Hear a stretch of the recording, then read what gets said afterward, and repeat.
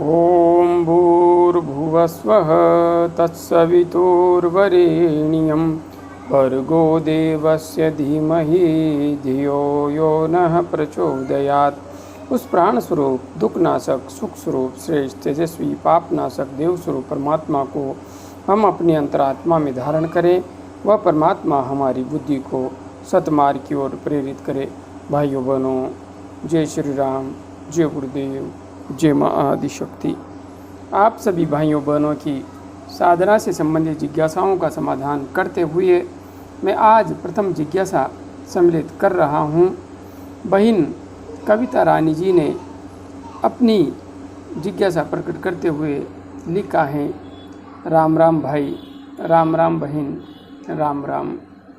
मैं 7-8 साल से मन ही मन राम राम का नाम लेती हूँ, किंतु 4-5 साल पहले मैंने गुरु का नाम लिया था। गुरुजी ने जो नाम दिया वह जप करने का मन नहीं करता, बस राम जी का नाम लेने का मन करता है। क्या करूं?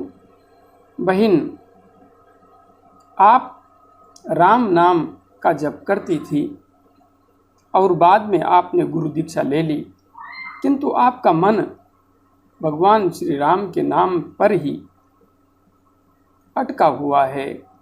आपके रोम रोम में राम का नाम ही बस गया है। तो जो राम का नाम आपके अंतर मन में उतर गया है उसी का जप कीजिए।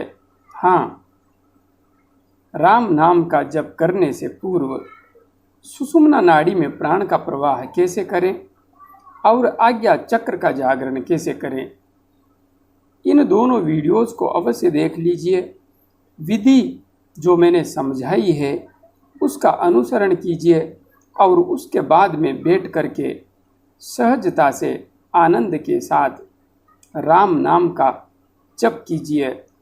आप अति तीव्र गति से अध्यात्म के मार्ग पर, आत्मज्ञान के मार्ग पर आगे बढ़ेंगी। इसलिए बेहतर है राम नाम का ही जप कीजिए। आगे SNM फिल्म्स सीनला जी ने अपनी जिज्ञासा प्रकट करते हुए लिखा है, गुरुदेव, मैं ओम नमः शिवाय ओम का जाप करता हूँ। 15 दिन से 4 दिन पहले मेरे पेट के ऊपर एक चक्र टाइप चला और धड़कन महसूस हुई। उसके बाद कुछ नहीं हो रहा है। कुछ मदद करो प्लीज़ गुरुदेव, प्लीज़ आंसर दीजिए। भाई SNM फिल्म्स जी, आप ओम नमः शिवाय महामंत्र का जप कर रहे थे और आपको कुछ प्रतिक्रिया हो रही थी, किंतु अब नहीं हो रही है। बस आप सुषुम्ना नाड़ी में प्राण का प्रवाह कैसे करें, आज्ञा चक्र का जागरण कैसे करें, दोनों वीडियोज़ की विधि को समझ करके मंत्र जप करने से पूर्व अपनी साधना में स्थान दीजिए। उसके बाद में आप ओम नमः शिवाय मंत्र का जप कीजिए। सहजता से आपको अनुभव होने लगेंगे। आगे श्रीमान सांवरमल जी ने अपनी जिज्ञासा प्रकट करते हुए लिखा है, प्रणाम गुरुजी, प्रणाम सांवरमल जी, खुश रहिए। मेरी समस्या का समाधान कीजिए। मैं 2 साल से ध्यान कर रहा हूँ और आधे घंटे तक मैं ध्यान करता हूँ। मुझे ध्यान में झटके महसूस होते हैं। यह क्या है? कृपया मुझे समाधान करके बताइए। और गुरुजी, मेरी कुंडलिनी जागृत नहीं हो रही है तो मैं कैसे ध्यान करूँ? सांवरमल जी, आपको जो झटके लग रहे हैं वह इसी बात का स्पष्ट संकेत है कि आपकी कुंडलिनी ऊर्जा पर क्रिया होने लगी है। आपकी कुंडलिनी ऊर्जा जागृत होने लगी है। यहाँ पर आप 2 साल से ध्यान कर रहे हैं और आधा घंटा ध्यान कर रहे हैं।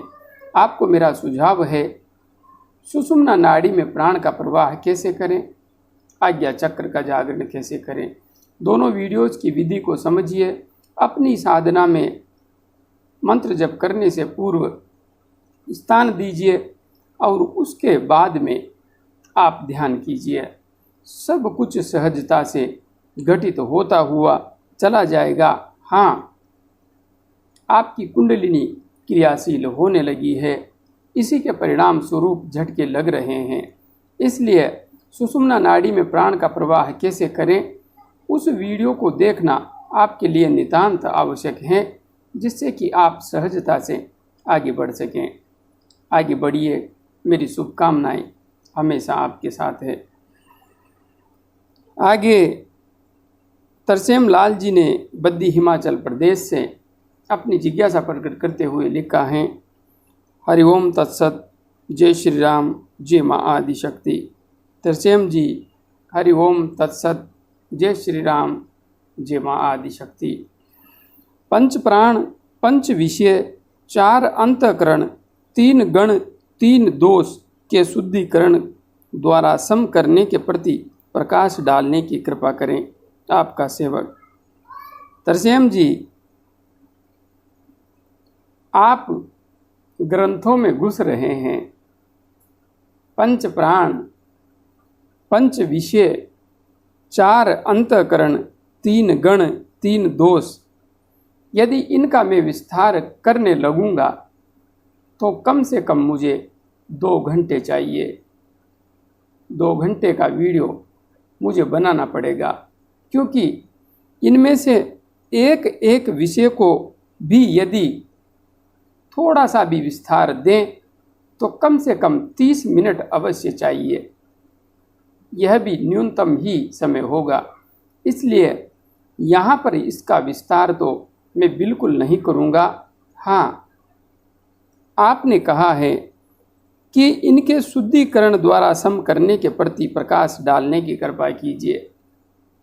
आप जिस विधि से अध्यात्म के मार्ग पर, ध्यान के मार्ग पर, कुंडलिनी के मार्ग पर आगे बढ़ रहे हैं, उस विधि का अनुसरण करते हुए निरंतर आगे बढ़ते रहिए। और जैसे जैसे आपका मन शांत होता चला जाएगा, निर्विकल्प निर्विचार होता चला जाएगा, वैसे वैसे ही सारे के सारे ये दोष, जिनमें पंच प्राण हैं, पंच विषय हैं, 4 अंतःकरण हैं, 3 गण हैं, 3 दोष हैं, सब के सब शुद्ध हो जाएंगे।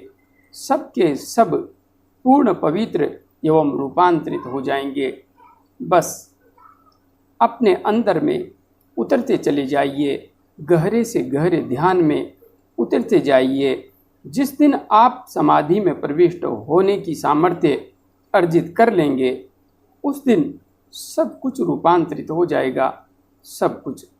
इसलिए आगे बढ़ते रहिए गहरे ध्यान की ओर। आगे भाई परमानंद जी ने अपनी जिज्ञासा प्रकट करते हुए लिखा है, गुरु जी प्रणाम। प्रणाम परमानंद जी, खुश रहिए। गुरु जी, मान गया मैं आपको, मेरे अंकल ने दारू छोड़ दी, आपका बहुत बहुत धन्यवाद। भाई परमानंद, मान गया मेरे को। एक बात कहूँ, मैं कोई तत्वज्ञानी और परमात्मा का अवतार या कोई कल की अवतार या कोई भगवान या कोई बहुत बड़ा ऋषि मुनि यति तपस्वी, जिस प्रकार से बहुत बड़े तत्वज्ञानी संत रामपाल जी महाराज हैं, वैसा कोई तत्वज्ञानी नहीं हूँ। मैं आप सबके समान ही एक सामान्य सा व्यक्ति हूँ, क्योंकि इस संसार में बड़े बड़े तत्वज्ञानी हैं, बड़े बड़े परमहंस हैं, बड़े बड़े उपाधियां धारक संत महात्मा हैं। वे बहुत बड़े चमत्कारी हो सकते हैं, किंतु मेरे पास में कोई भी चमत्कार नहीं है, कोई भी चमत्कार नहीं है। यहाँ पर आपने कहा कि मेरे को मान गए, किंतु मेरे पास कुछ है ही नहीं जो मान जाओगे। यदि मानना है तो सत्य सनातन धर्म को मानिए। जगत जननी माँ आदि शक्ति गायत्री के प्रताप को मानिए। पूज्य सद्गुरुदेव के द्वारा दिखाए गए विज्ञान युक्त मार्ग को मानिए। मैं तो आपके समान ही एक सामान्य सा इंसान हूँ। मेरी क्या सामर्थ्य है, मेरी क्या औकात है। इसलिए जो कुछ भी सामर्थ्य है जगत जननी माँ में है और सत्य सनातन धर्म के वास्तविक विज्ञान में है, वास्तविक ज्ञान में है। इसलिए मुझे मानने की कोई आवश्यकता नहीं है। मैंने तो कुछ भी नहीं किया है, कुछ भी नहीं। जो कुछ किया है उस जगत जननी माँ ने किया है, सद्गुरुदेव की कृपा ने किया है। इसलिए आप अध्यात्म के पथ पर आगे बढ़ रहे हैं तो अपने परिवार को भी प्रेरणा दीजिए, जिससे कि उनका भी वास्तविक रूप में कल्याण हो सके। आगे आपने लिखा है, गुरुजी पिछले 10 दिनों से मुझे एक मध्यम सुगंध आती रहती है और मेरी ऊर्जा इस समय आज्ञा चक्र पर कार्य कर रही है। मैंने खूब ढूंढा पर इसका कोई स्रोत नहीं मिला। एक दिन मैं अपने दोस्तों के साथ था तो मेरे अलावा वो खुशबू किसी को नहीं आ रही थी। ये क्या हो सकता है? भाई परमानंद, इसे योग की भाषा में एक सिद्धि कहते हैं। साधना के मार्ग पर आगे बढ़ने वाले साधकों के मार्ग में यह सिद्धि आती है। दिव्य गंध का साधक को एहसास होने लगता है, फिर दिव्य रस का अनुभव होने लगता है। दिव्य रस जिसे कहते हैं वह अमृत ही है और आपको जो दिव्य गंध आ रही है यह योग मार्ग की एक सिद्धि है। इसलिए सुगंध आ रही है, प्रफुल्लित रहिए, आनंदित रहिए, सुगंध लेते रहिए और निरंतर आगे बढ़ते रहिए। यह सुगंध इस बात को दर्शा रही है कि आप सही मार्ग पर आगे बढ़ रहे हैं और आपको सफलता मिल रही है। उत्साह के साथ आगे बढ़ते रहिए। अमेरिका से माताजी रूपाली देवी जी ने अपनी जिज्ञासा प्रकट करते हुए लिखा है, प्रणाम गुरुजी, प्रणाम माताजी, प्रणाम, जय माताजी, जय माताजी। माताजी, गुरुजी आपको हर बार कौन डिसलाइक करता है? माताजी, जिस युग में भगवान श्री राम और भगवान श्री कृष्ण रहे हैं उस युग में उनको डिसलाइक करने वाले कितने लोग रहे होंगे। तो इस युग में एक आध राक्षस तो मेरे पीछे भी हो ही सकता है। इसलिए डिसलाइक करने की चिंता मत कीजिए। यहाँ पर वास्तविक रूप में मुझे डिसलाइक करने वाले भी बहुत सारे हैं और हो सकता है आने वाले समय में इनकी संख्या और अधिक बढ़ जाए। और आपने प्रश्न पूछा है उसी के साथ एक राक्षस तो कल के वीडियो में प्रकट भी हो गया है। इसलिए आप ढूंढेंगी तो मिल जाएगा आपको आपके प्रश्न का जवाब। आगे आपने लिखा है, गुरुजी मुझे भी कुछ अनुभव नहीं हो रहे हैं। पहले ग्रीन और पर्पल कलर दिखता था पर गुप्त नवरात्रि के बाद तो पूरी बॉडी जैसे जकड़ गई हो, ऐसा लगता है जैसे पूरी बॉडी में अर्थराइटिस हो गया हो। आपको बताया था व्हाट्सएप पर। कोई गलती हुई है मुझसे गुरुजी कृपा करें। मेरी भी भाई नारायण पंत जी की तरह सेम समस्या है। यूएसए में जॉब, फैमिली, साधना, ध्यान सब एक साथ बहुत मुश्किल से समय मिल पाता है। फिर भी पीछे नहीं हटना है। जितना भी हो, जैसे भी हो, आगे बढ़ना है। बस आपका आशीर्वाद बनाए रखना गुरुजी। जय माता जी। माता जी, व्हाट्सएप के माध्यम से मेरे पास जिज्ञासा पहुंची थी। शायद आपने लिखा था या फिर आपकी बेटी ने। मैंने उस समय जवाब भी दिया था। हाँ, आपको फैमिली प्रॉब्लम चल रही थी, तो उस संबंध में बहन से व्हाट्सएप पर थोड़ी चर्चा हुई थी। किंतु यहाँ पर इस विषय को समझने के लिए मैं चाहता हूँ कि यहाँ पर इस विषय पर ज़्यादा बात नहीं करके आप मेरे से फ़ोन पर बात करें तो ज़्यादा बेहतर रहेगा। क्योंकि जो पारिवारिक समस्या थी उसके संबंध में विशेष रूप से आपसे मेरे को बात भी करनी है। और साथ में आपने गुप्त नवरात्रा के समय यदि कोई साधना की है तो साधना किस प्रकार से की है उसके संबंध में भी थोड़ा सा जानना है। इसलिए आप जो मोबाइल नंबर वीडियो के साथ हैं उस पर कॉल कीजिए। हाँ, आपको शुल्क जमा करवाने की कोई आवश्यकता नहीं है। आप पुरुषोत्तम से बोल दीजिए कि गुरुजी ने मेरे को बात करने के लिए कहा है। आप मेरे से बात कीजिए, उसके बाद में सारी स्थिति को स्पष्ट करूँगा।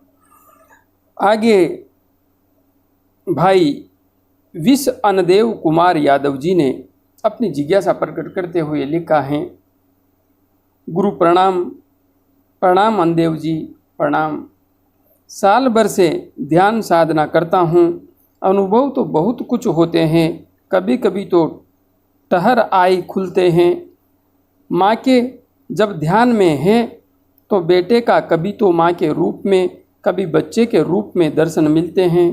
पहले बहुत झटके लगते थे, अब बंद हो गए हैं। इसका समाधान बताएं। जगदीश गुरु समाधान। भाई अनदेव कुमार यादव जी, आपने यहाँ पर लिखा है साल भर से ध्यान साधना करता हूँ। अनुभव तो बहुत होते हैं, कभी कभी तो टहर आई खुलते हैं। मतलब आप कहना क्या चाह रहे हैं? आप यह कहना चाह रहे हैं कि आप जब ध्यान में बैठते हैं तो आपकी आंखें ठहर कर खुलती हैं, धीरे धीरे खुलती हैं। माँ के जब ध्यान में हैं तो बेटे का कभी तो माँ के रूप में, कभी बच्चे के रूप में दर्शन मिलते हैं। बहुत अच्छी बात है, आपको माँ के दर्शन मिल रहे हैं। बहुत सुंदर स्थिति है। पहले बहुत झटके लगते थे, अब बंद हो गए हैं। देखिए, पहले झटके लगते थे, अब बंद हो गए हैं। आप मात्र 30 मिनट ध्यान कर रहे हैं। पहले तो इस ध्यान को आपको बढ़ाना होगा। और हाँ, आप यदि सही तरीके से ध्यान के मार्ग पर आगे बढ़ना चाहते हैं तो सुषुम्ना नाड़ी में प्राण का प्रवाह कैसे करें और आज्ञा चक्र का जागरण कैसे करें, दोनों वीडियोस को देख लीजिए, विधि को समझ लीजिए और आगे बढ़िए। यदि आगे भी कुछ आपको देखना है जिससे कि आपको सब कुछ समझ में आ जाए तो ध्यान क्यों नहीं लगता, ध्यान कैसे करें, कुंडलिनी शक्ति का जागरण कैसे करें, आसन सिद्धि आदि वीडियोस को आप देख करके गहराई से वास्तविक सत्य को समझ सकते हैं। जय गुरुदेव, जय माँ आदि शक्ति।